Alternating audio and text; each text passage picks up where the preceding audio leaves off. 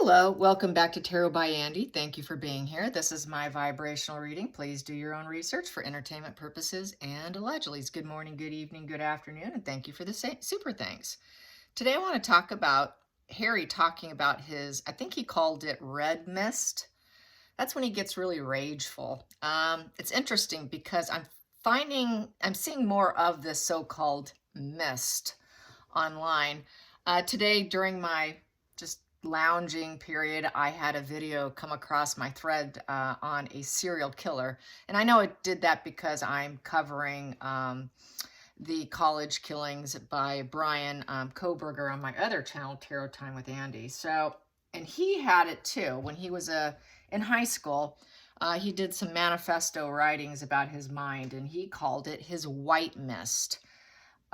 Interesting. Harry calls it his red mist. The serial killer that I watched called it a white mist as well. With the serial killer, he had no conscience or any control. He would wake up next to a dead body, basically. That is epinephrine, which is adrenaline, and it's released by anger by your adrenal glands, and it gives you a burst of energy and a desire to take immediate action, and it can easily turn life-threatening. So I found it really fascinating that I'm hearing more and more of this mist. That's like total blind rage. Total blind rage. And it just came out, I just saw on Instagram, that Harry has hit his own bodyguard. So I think more and more is going to leak out. Harry's friends are going to lash out against him in support of William, saying William basically is the clean-cut one, in terms of reputation and lifestyle versus Harry. William is always there to pick up the pieces and basically acted as his mom. He definitely was his solid rock. And how dare he do what he's doing. So be prepared for that to happen, because they're ready to unload. They're tired of what Harry's doing, and they're basically team William now, not team Harry. And that's all Harry's friends saying this. So a lot's going to leak out. I feel it's going to be like some dam opening up. And it's not going to be good for Harry. And a lot of people have asked me, when will Markle get hers? Oh, she will, trust me. It's in the charts, it's in the cards. She's going to have a very horrible couple years. She may put on a public facade of smiling. However, it's not going to be that way behind closed doors. Do not let the mask fool you. So let's get some cards on Harry's red mist. He called it red mist. If I'm wrong, you can correct me. But I don't think he called it white mist. I think he called it red mist. Here we go. And that is his lack of empathy. So with lack of empathy and not understanding the world, I would see that happening. Yes. So this is having a difficult journey and not having it going his way. This is upright is fulfillment, achievement, completion, competing a major milestone in a really positive sense. This is the world card in reverse. This is my double major deck, and every card has a face. So that's what you see here. So this is in reverse. So basically he feels incomplete. A lot of unfinished business right now. Narrow views, trying to take shortcuts, very unhappy. He's not meeting his milestones. Things are not coming full circle the way he wanted. He's not meeting his goals, and his journey is very negative. So he starts seeing red mist when he can't get his way. And he does lack empathy for the world. The world in reverse is not understanding it. As we know, he's not too sharp. And he does lack empathy. He's getting to the point of such a lack of empathy that usually borderlines can be incredibly empathetic, incredibly so they have such raw emotions. But I think at this point, he shut that empathy off, that switch off. I always say there's an on and off switch. He shut it off, and that's when he sees that red mist. And it's getting to the point of becoming very psychopathic traits. And I've seen those comments, and I have to agree. His challenging position is to maintain his inner strength and not force things on people. This is a card of gentle strength, not only with yourself, but with other people, and handling it with gentleness. He cannot do that. He's got to be forceful. So there's that rage, there's that adrenaline, there's that epinephrine, and the adrenal glands just dumping away inside his body. And it's something he's had a problem with forever. There's the infinity sign, and it represents his family with the lion, which represents strength. He doesn't have that inner strength. He struggles to maintain it, get it, and hang on to it. Goes back to William is his source of strength. He doesn't have a source of strength right now. He's desperate to get it back. That's why the more he talks, like the more he's ignored and they're not responding to him, the more enraged he gets, the more crazy he seems, the more delusional he seems with his stories, and the more desperate he gets because he wants William's reaction and he's not getting it.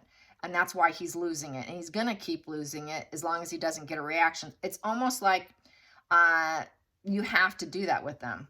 You've got to let them fall in order so that you can pick them up. But he needs to reach a full bottom. I feel he needs to really tank and crash and burn before he can be picked up. Before that, it's not going to happen until he crashes and burns. And hopefully, for William's sake, he survives. But it's definitely, it's a fine line there. It could go either way. Let's get to the focal point. Focal point we have here, yes, manifesting hitting a wall with the Knight of Wands, excuse me. I'm a little tired today, I will say. That's why I'm on so late. I'm kind of tired today. I was just taking a long break today. So he cannot keep going. That fearless new direction of the Knight of Wands upright, this is reverse. So he's going to, he feels like he's angry. There's that adrenaline, that epinephrine. This is anger. It was a short-lived, he feels like what he was doing was short-lived as far as confidence going. His adventure was short-lived. That confidence was short-lived. He's hitting a wall now. He can't move forward. Anger, feeling like he got dumped. Everything was short-lived and now he doesn't know what to do. He's very shallow. He is starting to pretend this overconfidence, but I feel it's fake. And he made the whole thing happen. He did it all himself. He partaked in it. It was his energy that helped create it. And he's hoping he can get what he wants his way, but it didn't happen. It's basically falling on its face. And there's a lack of enthusiasm, feeling a rejection, total rejection, because that's a wand in reverse, so that's feeling rejected.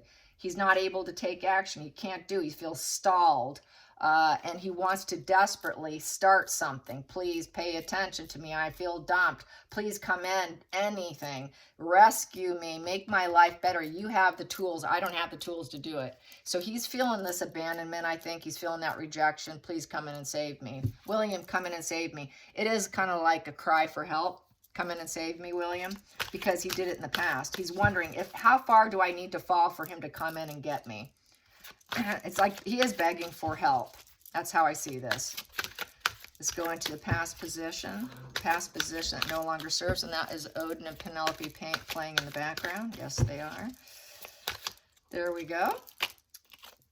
The past was happiness. He felt he was doing the right thing. He seeded everything. He highlighted everything. He let it happen. He let it grow and root. And profound joy is something that is in the past.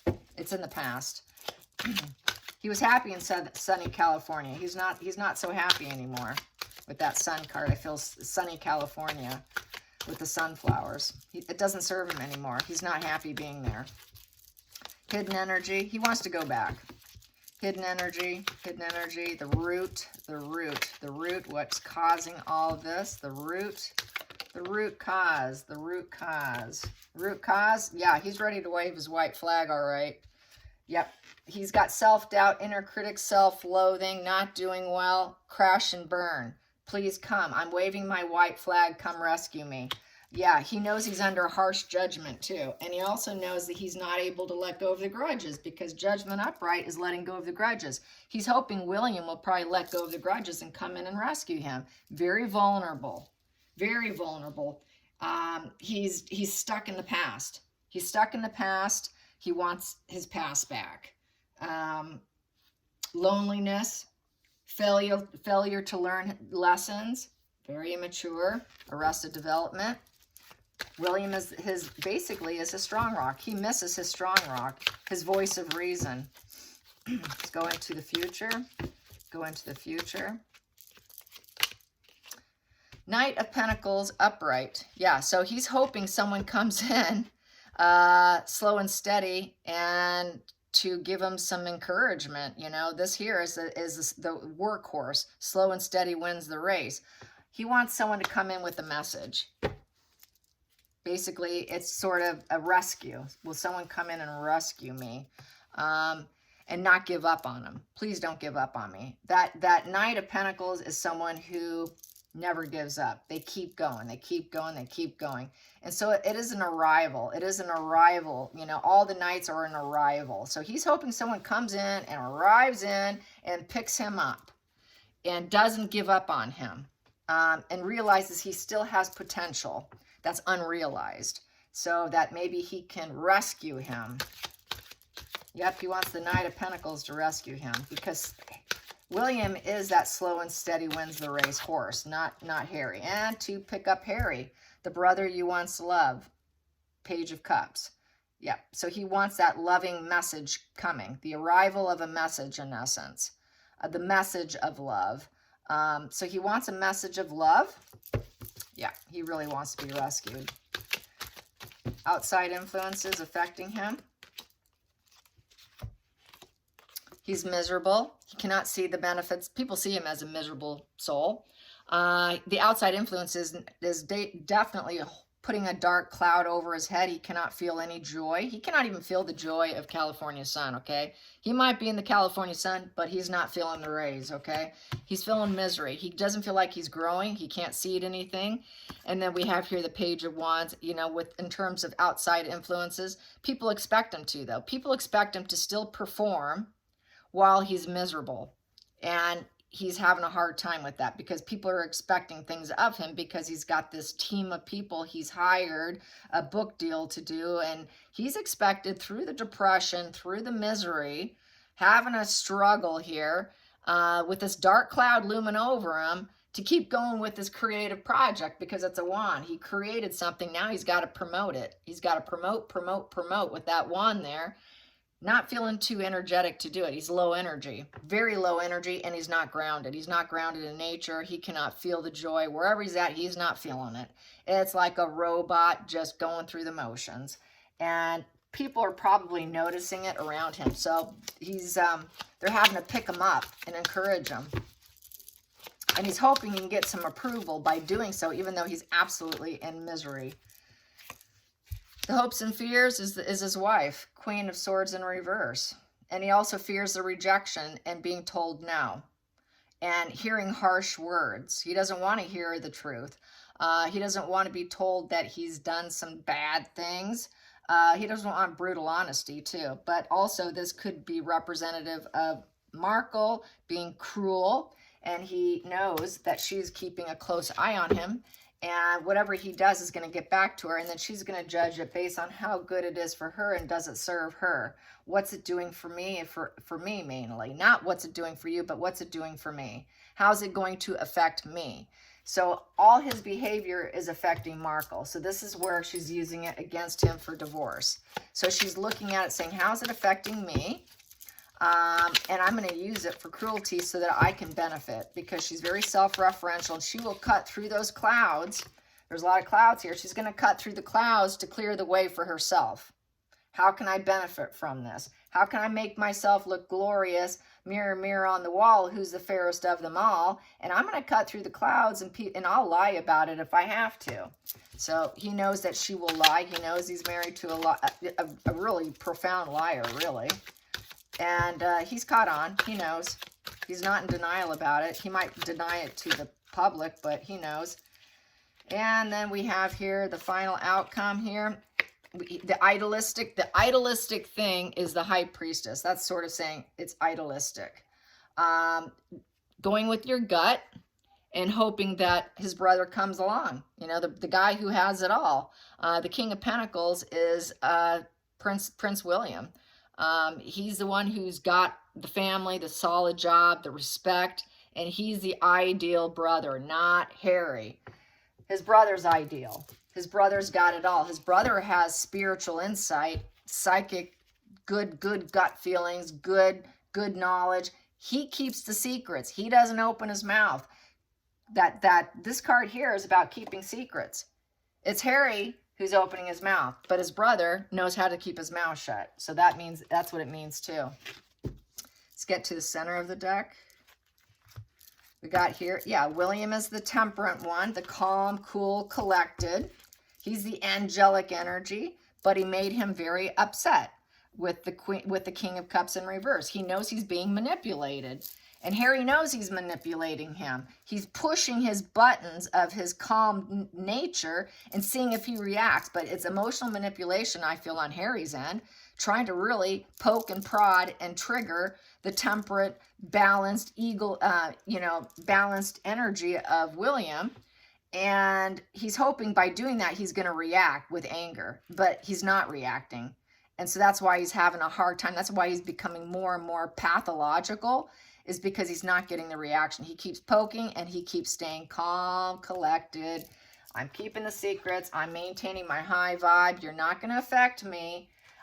Will you please save me because I'm falling? And his challenging position is to be like his brother, which is strength. So yeah, it's pretty telling, and it's not going to happen because William's not going to. And so, yeah, that's how I see it. Yeah, and Markle's definitely taking notes. She's definitely taking notes. She's going to use everything as for a divorce. I got a spread earlier in the year, a couple months ago, that this is the divorce year. It will drop.